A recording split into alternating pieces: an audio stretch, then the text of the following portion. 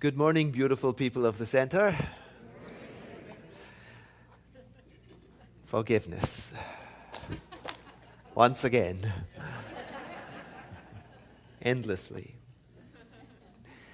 We are being guided in our focus this month by a beautiful book, Forgiveness, the Greatest Healer of All, by Gerald Jampolsky.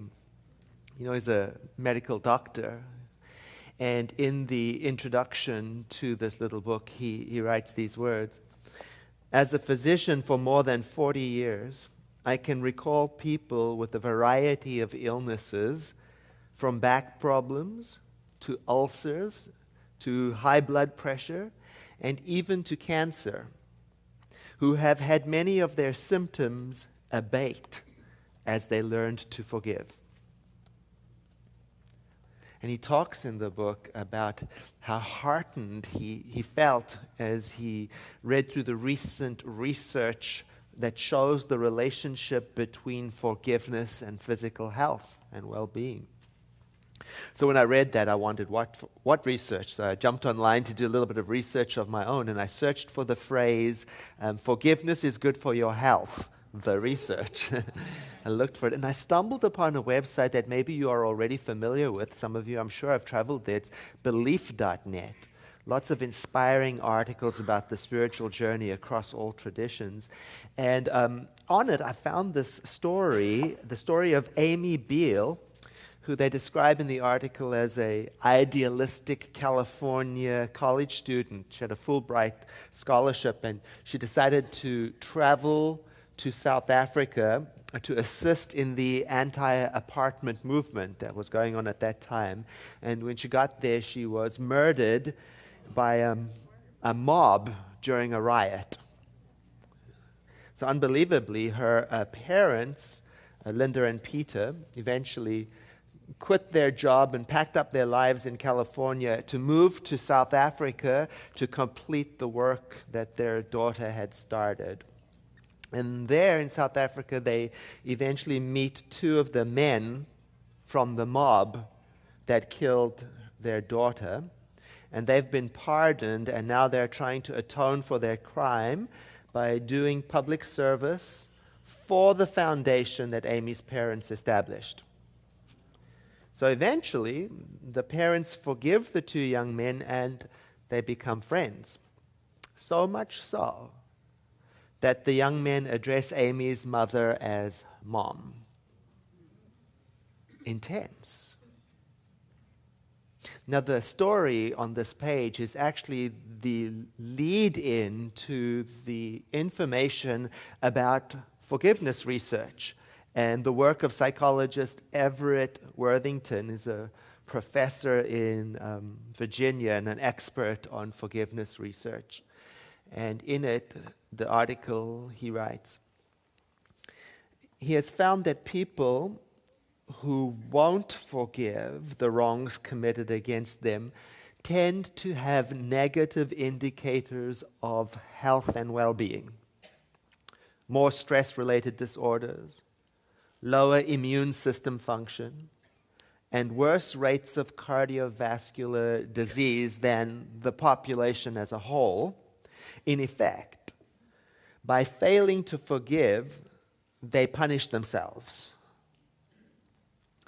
Now, in contrast, people who forgive, Worthington finds, may have better health, fewer episodes of clinical depression, longer marriages, and better social support, and so on and so on and so on. And even without reading all the research I stumbled upon, I know for myself that when I cling onto anger or pain or the sadness that goes with being treated poorly or doing something wrong myself, that I experience in my body, mind, and emotions a kind of tension that is not good for me. Dr. Jampolsky in the little book says that unforgiveness affects the efficiency of our immune systems because it puts our organs under stress. So they have to work harder to function, to do their ordinary functions. And unforgiveness may be one of the contributing factors that cause those self-deadening habits that we develop to numb ourselves to the pain and discomfort that goes along with unforgiveness. In fact, in the first chapter, he talks about the root of unhappiness being this clinging, especially to things outside of ourselves, events. One of the reasons why forgiveness shows up on our calendar every single year at the Center for Spiritual Living is because it's one of those things that's literally easier to put it on the back burner than to deal with it. So we bring it out every year so we can benefit just from the reminder and to be inspired from time to time to take whatever is the next appropriate step for us. Because I think when we see or when we hear about true life stories of forgiveness in action, like Amy Beale's parents, that when we see somebody actually forgive another person or themselves or their body or life or whatever, it's very inspiring. And it might very well give us the next little bit of courage that we need to do our own next step. I know for me, when I've seen somebody actually forgive, I see everything that all the books report. I see it in them, an increase in their personal peace. I see more freedom on their faces.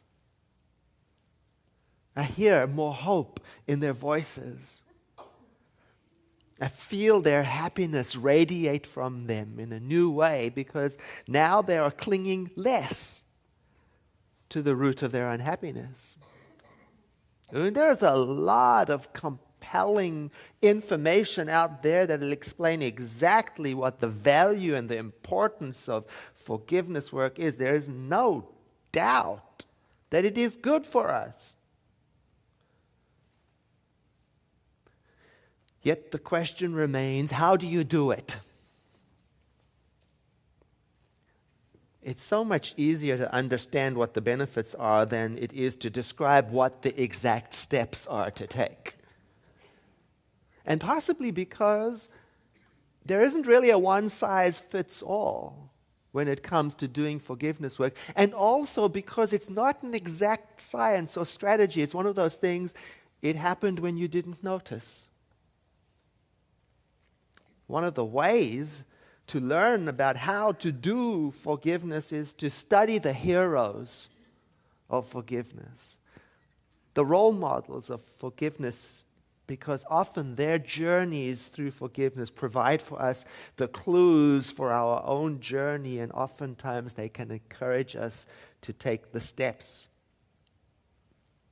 Recently, a national treasure passed away, Maya Angelou. And her contribution to poetry and literature has been an inspiration to so many people on the healing path. So many people. She's inspired people to navigate through challenging, hurtful, and difficult situations. In January, in our own movement's magazine, the Science of Mind magazine, she was featured and named Spiritual Hero of the Year. Now, in the interview, she tells about how on her journey she encountered many different teachers along the way who provided inspiration for her to remain courageous, to remain kind. And one of the teachers she mentions in the interview gave Maya Angelou an expanded idea about God right at the time when she was beginning to question the concept of an unforgiving, angry God. Now, the idea will seem familiar to you because it is one that we share at the Center for Spiritual Living, and it's represented in this phrase: God is all there is, and there is no space where God is not.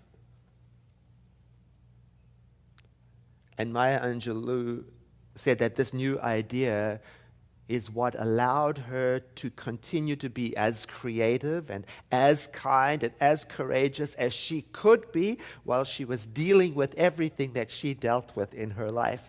And therein was the inspiration for so many of us. That's quite an idea. God is all there is, and there is no space where God is not. Now that is an idea that will change you if you let it in, if you dwell on it, if you think about it, if you repeat it, if you accept it, if you meditate on it, if you study it. There's another version of that same idea, and Maya Angelou says that this version of it, from it, she received so much courage. So much. And it goes like this. In God I live and move and have my being. Here's what the interview article says regarding this phrase. I draw on that all the time when I am most hurt and it feels I have not been treated well, or when I feel my body is not responding the way I wish it would. I draw upon that, and it serves me very well. God is all there is, and there is not a space where God is not. In God I move and have my being and live. Now, what am I going to say to this world if I have those ideas in my heart? What am I going to complain about if I have those ideas in my soul?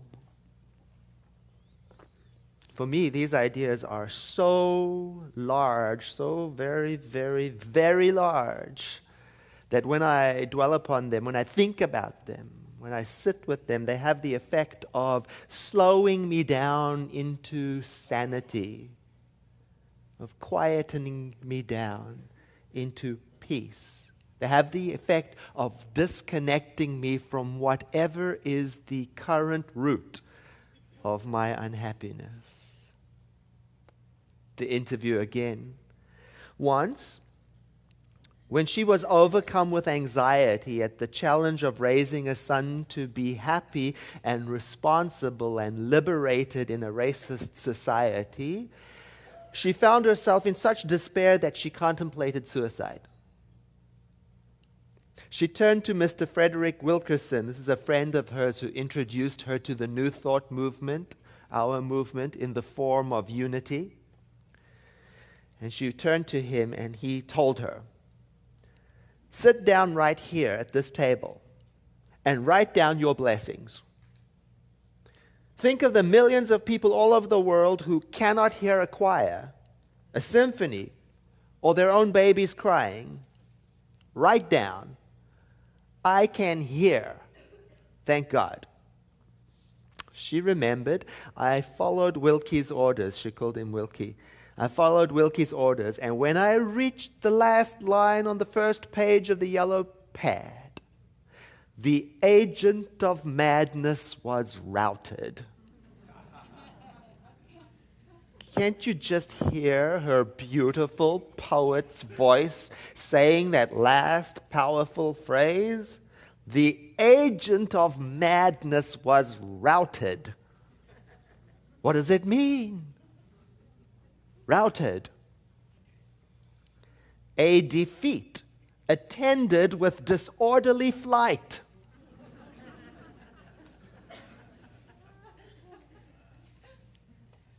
Routed.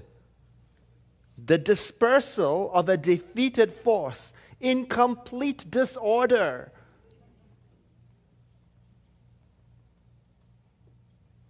So the agent of madness was defeated through redirection of the mind to gratitude. So the agent of madness fled in disarray because of the application of gratitude. So the emissary of chaos was sent running in every single direction with thank yous.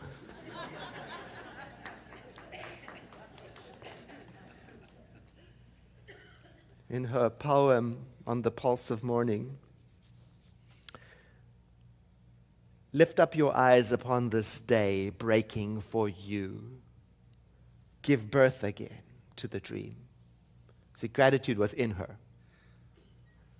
Back to the interview. Now listen to this. The challenging days of my existence, she said, may or may not be bright and promising. I maintain an attitude of gratitude. Now, I love this for so many reasons. One, for its realness. May or may not be bright or promising. Just telling it like it is. Two, I love it for its resoluteness.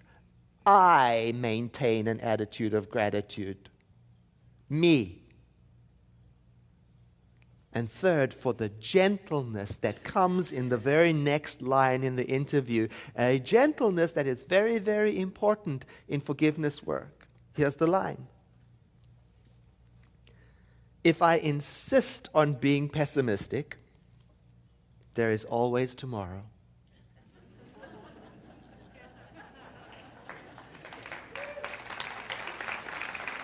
So let me read the whole thing. The challenging days of my existence may or may not be bright and promising. I maintain an attitude of gratitude. If I insist on being pessimistic, there is always tomorrow. In other words, the process of giving birth to the dream she talked about in the poem, the dream of freedom from the pain that is rooted to our unhappiness, is something that always has another opportunity. It always has another tomorrow. It always has a chance to be started again and again and again. And if it should be the case that I insist on being pessimistic today, that's all right. That's okay. Yes, it is a block to moving forward through to forgiveness. Yes, it is, but it is a block that must be held with such gentleness because there's always tomorrow. And we can always pick up our mission, our journey to freedom again, and again. You know, our organization, for those of you who have been here for quite a while, you know that there was a time when we joined with another organization, two organizations integrated to form one. And it was quite traumatic. It was a traumatic experience because there were some unhealed matters on both sides that we kept on stumbling over as we tried to come together. Grievances, unhealed stuff. And at the time, our spiritual leader at the time, Dr. Kathy Hearn, she told the story about how tremendous amounts of energy was freed up every time a conversation about a past grievance was completed.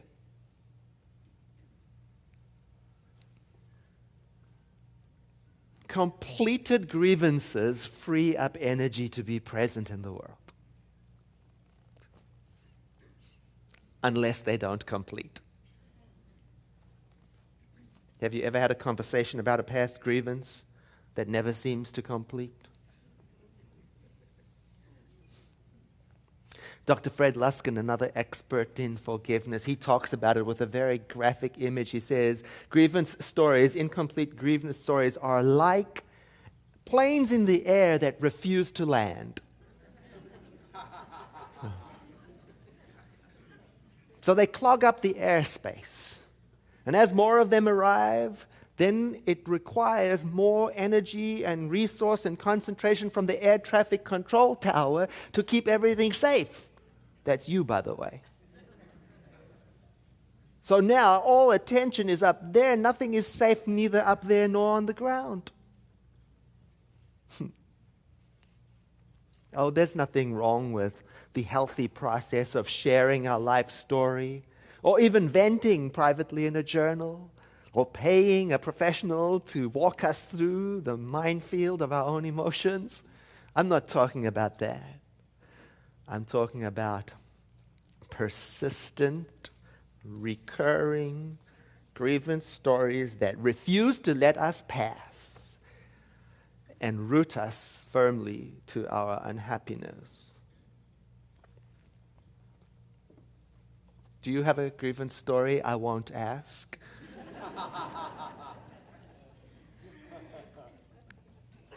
That keeps you stuck exactly where you are? Well, I'll leave you with this. It's a checklist for to see if you do.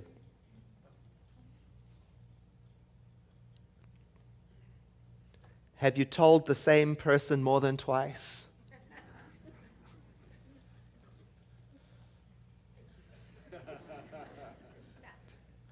Do you find yourself having conversations about it in your own head? In your story, is there a villain? Do you find yourself looking for people with similar stories? And has it been a while since you checked the details for accuracy?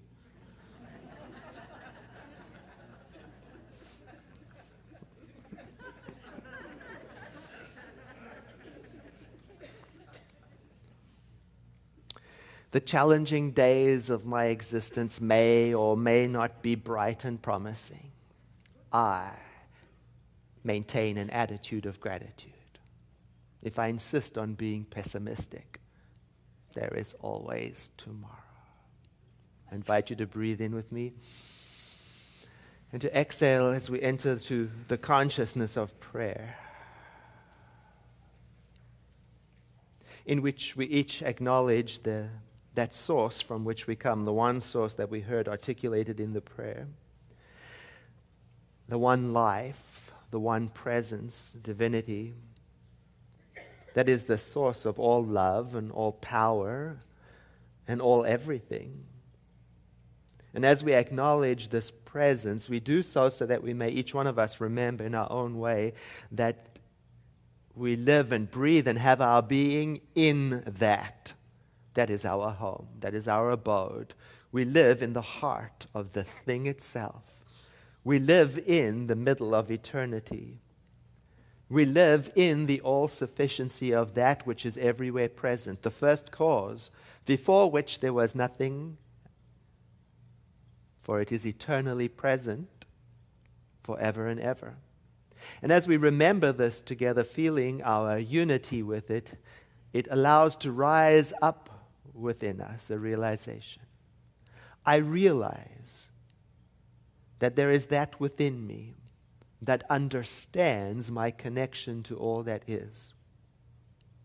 I realize that there is that within me that sees through all appearances to the deep truth of all things. I realize that there is that within me that understands and integrates how everything is well. I'm not talking about a superficial affirmation or denial of things. I'm talking about the deeper realization as the presence within me looks through the amazing complexity of the world and sees through to the truth of deep, still, peaceful, integrated perfection. And as I realize that through this prayer, it allows to rise up in me a sense of being at home, a deep rootedness to inner peace, a deep identification with holiness, a deep, powerful re-identification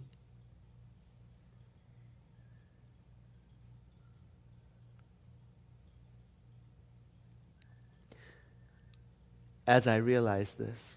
It has the effect of altering the way I engage in my world. This deep awareness in me allows me to step forward with a sense of uncaused gratitude, a celebration in my heart. Every step I take from this moment on causes me to walk in happiness, joyful expectancy. I feel and sense and hear and know the oneness that I have declared into my own soul is available for all people. It affects me now. It causes me to look upon the world in a new light. God is all there is. And there's not a space where God is not. Becomes my anthem, my guide and my compass. Oh, this deep and powerful mystery.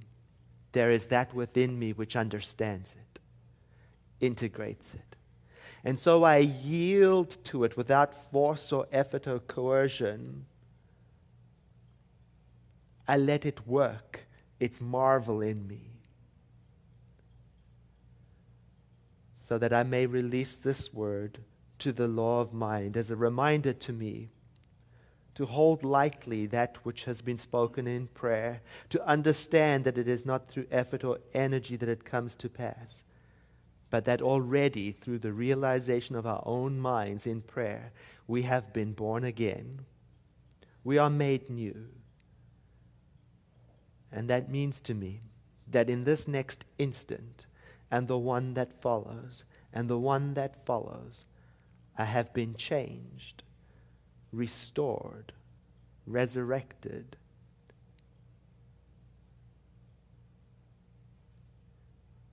And so I let it be. I invite you to breathe in with me, followed by a sigh.